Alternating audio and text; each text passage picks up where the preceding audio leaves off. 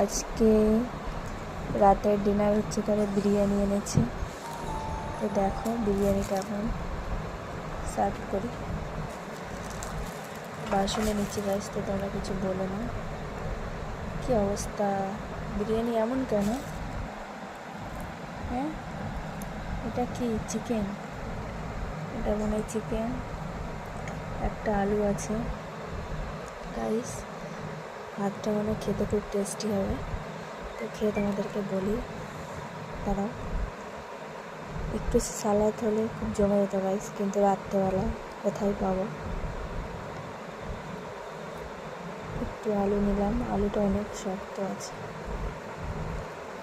Chicken guys, chicken biryani অতটা আমার খেতে ভালো লাগে না, কিন্তু মাটন হলে খুব নাইস।